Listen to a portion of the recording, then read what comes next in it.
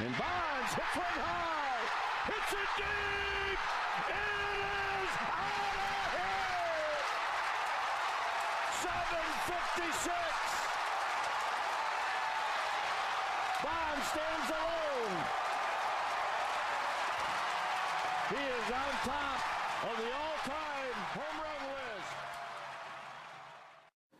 Barry Bonds is just one of the players in Major League Baseball that has been linked to steroids and has broken records and changed the game forever.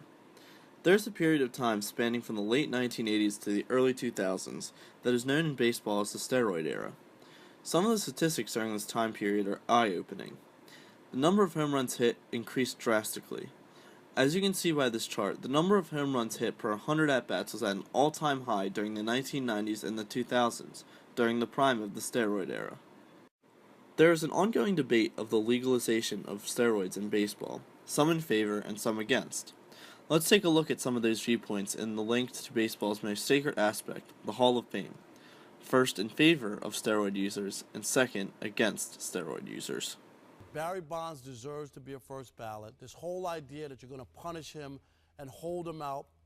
The Baseball Hall of Fame and the writers are in a position right now where they are going to make the Baseball Hall of Fame irrelevant and meaningless if they continue this path of destruction, which is to ignore what went on during that time and just penalize the handful of guys who set records. It's not fair. A lot of people say that some of these guys who use performance-enhancing drugs put up Hall of Fame numbers before they chose to use them. I'm not one person who agrees with that kind of sentiment because I think based on your career win totals or home run totals, that doesn't give you the green light to go ahead then and cheat the game and those who play the game really to make it an unfair game.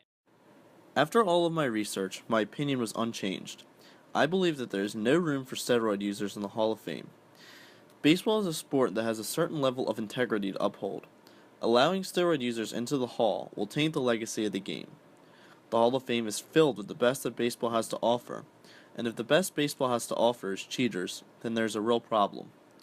I will leave you with a quote from Hall of Fame voter Wallace Matthews.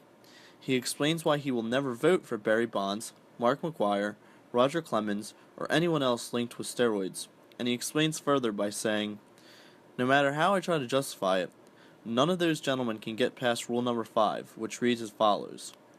Voting shall be based not only on the player's record and playing ability, but also their integrity, sportsmanship, character, and contributions to the teams on which the player played."